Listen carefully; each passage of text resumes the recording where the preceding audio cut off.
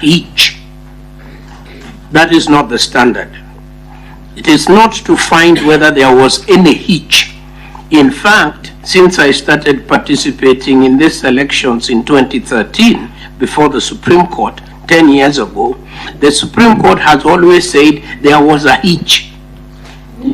There was a hitch.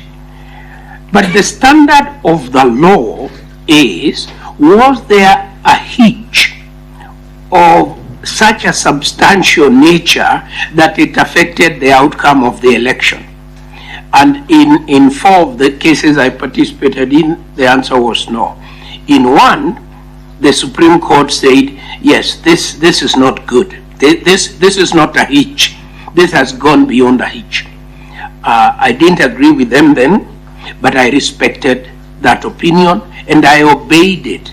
And as the Attorney of the Republic, I went back and started arranging for a new election, which we did hold thereafter.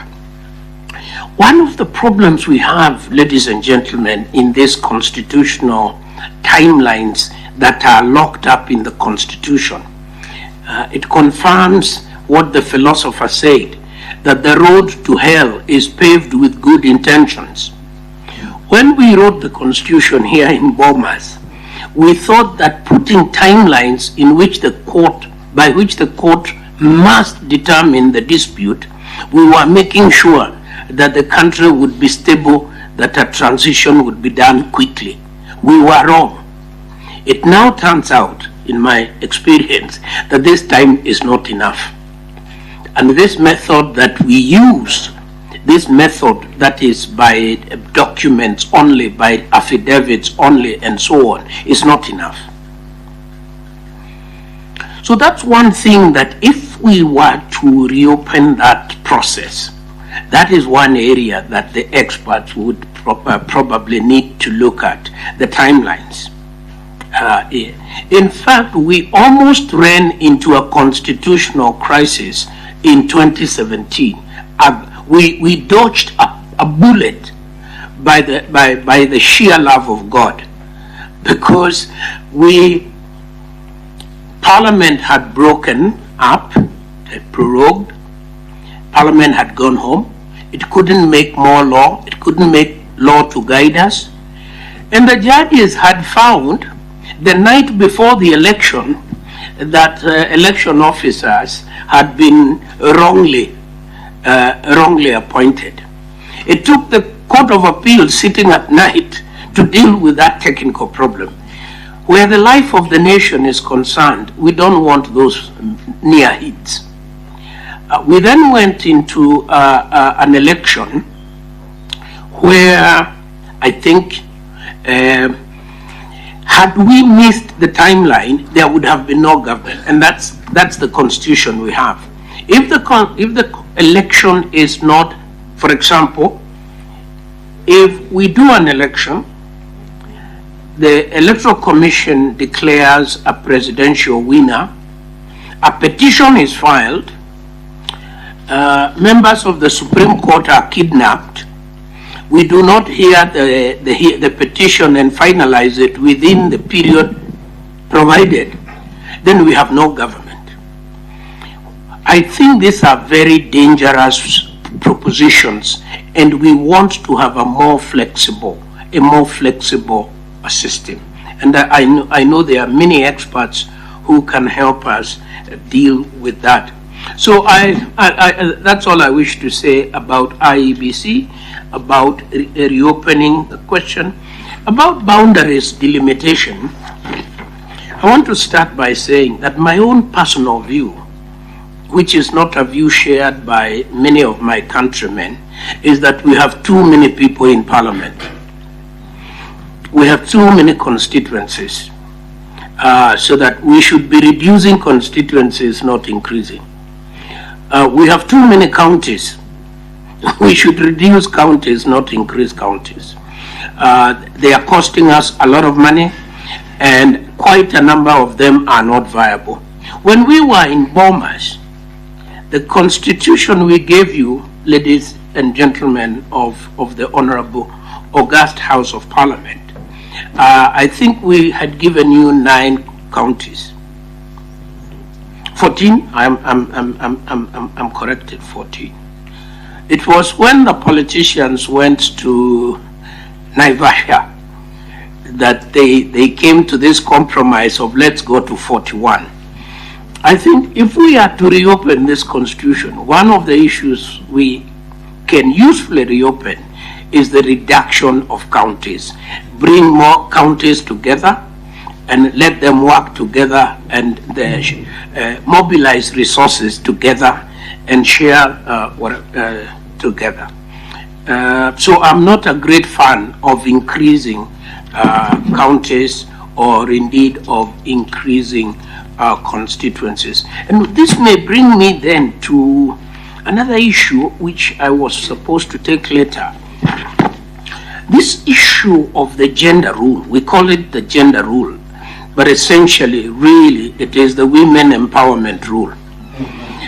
I struggled with it when I was the attorney of the Republic, and we came to grief.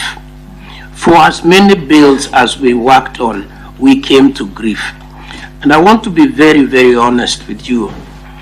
First, there is a feeling among many Kenyans and that we have not done enough to justify this.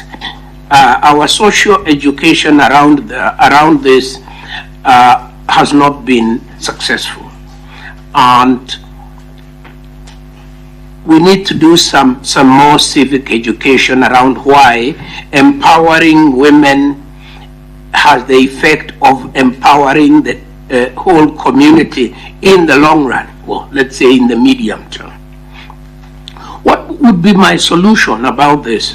Of all the ones we have tried, I think only one can succeed, and that is to abolish the woman's seat, to abolish the seat of the woman representative completely, and then to create 2 seats in every constituency, one for a woman and one for a man. In fact, we end up with 50% being women. We improve. We do better than the 30% that we already have. And that one is neat. It is achievable without much mathematics, arithmetics, and it is straightforward. That would be my proposal. There is an issue you put to me, honorable members, that is... Sorry, Prof, sorry. You said 290 times 2. Yes. That's how many? 580? Oh, you know, my original proposal is that we reduce the constituencies.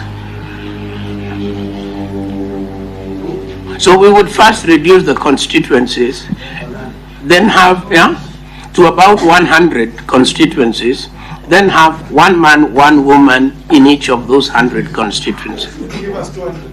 Yes.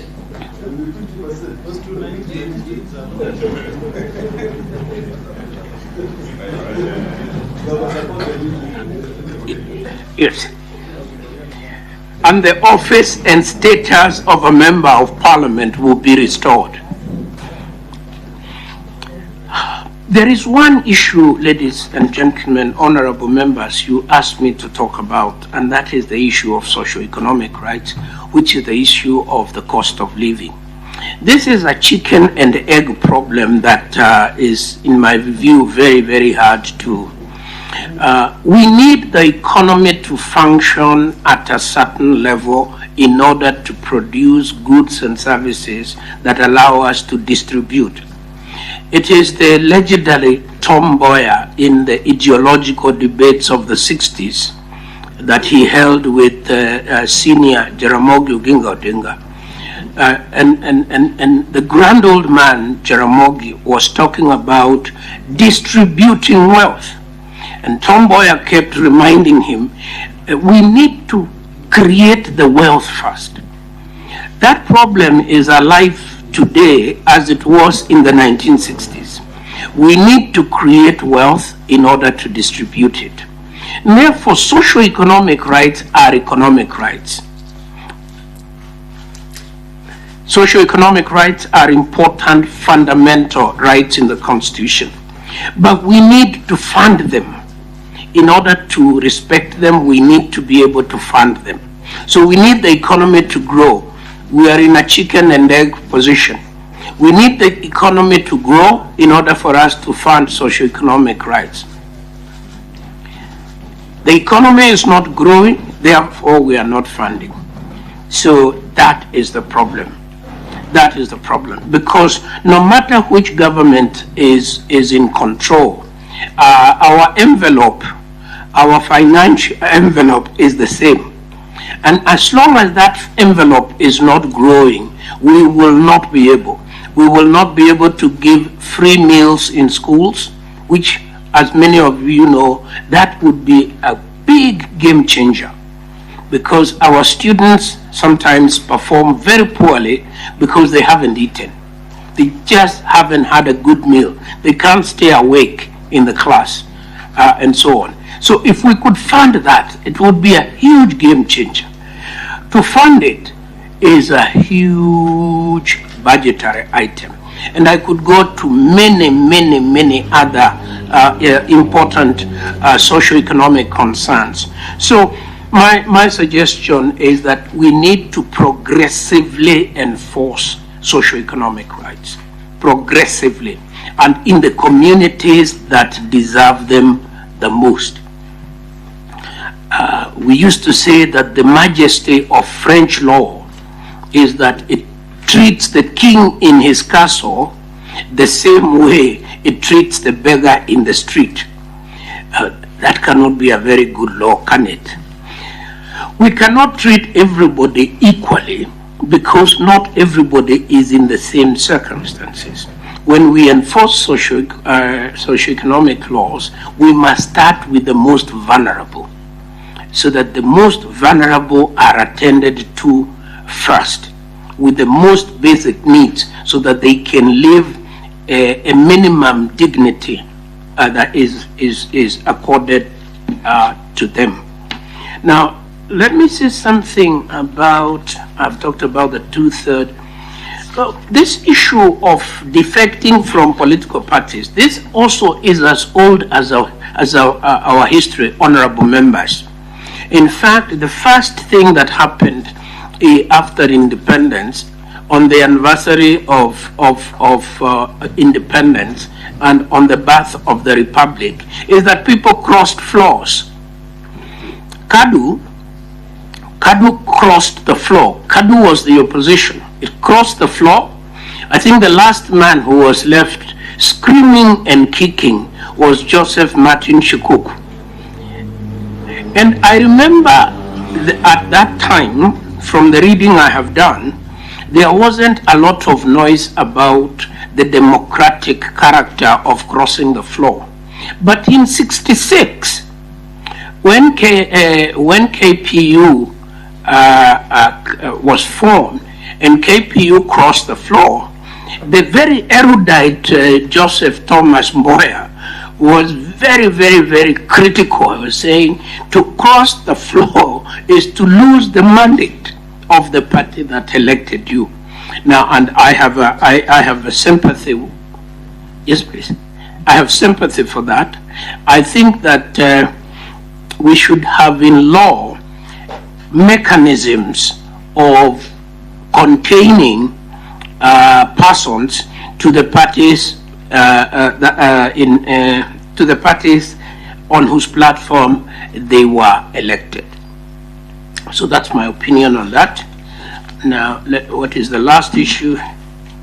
It's not clear, sorry. Yeah. Just make it clear.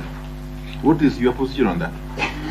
My position is that if I presented myself to the people of Kamukunji as a member of the Kenya African National Union, and I was elected as such, I should be obligated, if I am to continue for the 5 years, to retain fidelity to that party, the party on whose platform I was elected.